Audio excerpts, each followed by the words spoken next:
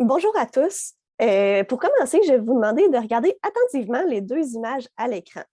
Donc, qu'est-ce que vous remarquez? Selon vous, quels sont les impacts de ce phénomène?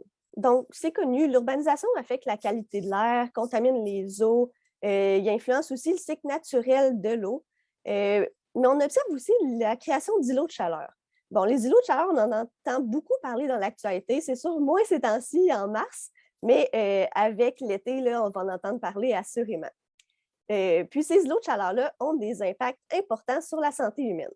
Mais avez-vous déjà entendu parler des impacts de la pollution thermique sur les écosystèmes aquatiques? Donc, c'est le sujet de ma recherche. Donc, laissez-moi vous expliquer. En fait, avec l'urbanisation, on imperméabilise nos surfaces en dépit des surfaces contenant des plantes.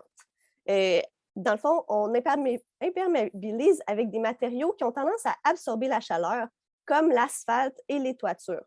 Donc, quand il pleut, l'eau ruisselle sur ces surfaces-là qui ont été chauffées par le soleil et devient donc elle-même plus chaude.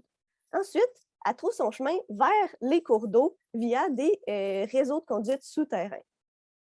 Donc, afin de comprendre mieux cette problématique, au cours de l'été 2021, on a suivi la température des eaux de ruissellement d'un petit quartier à Rivière-du-Loup d'environ 2 terrains de football, puis qui a une imperméabilité assez faible, donc seulement 19.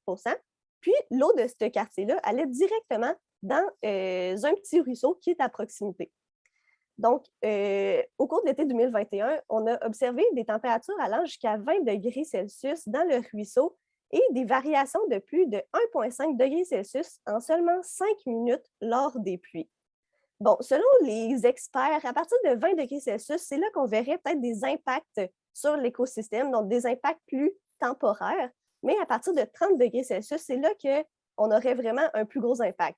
Donc, à partir de 30 degrés Celsius, le métabolisme des poissons d'eau froide s'arrêterait ou serait grandement impacté. Peut-être que vous vous en rappelez un peu, là, mais en 2010, il y a eu un événement dans Chaudière-Appalaches. En fait, il y a certaines rivières où il y a eu une mort massive de plusieurs poissons. Puis pendant ce temps-là, on enregistrait des températures jusqu'à 30 degrés Celsius.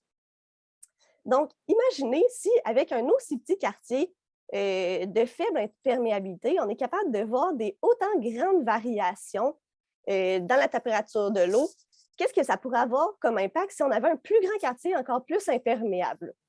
Puis, ensuite de ça, si on ajoute des ouvrages de contrôle de gestion des eaux pluviales qui est de plus en plus utilisé par les villes, c'est quoi les impacts que ça aurait? On ne sait pas. Heureusement, des chercheurs et des étudiants comme moi se posent la question, puis on l'espère, va pouvoir proposer des solutions. Merci.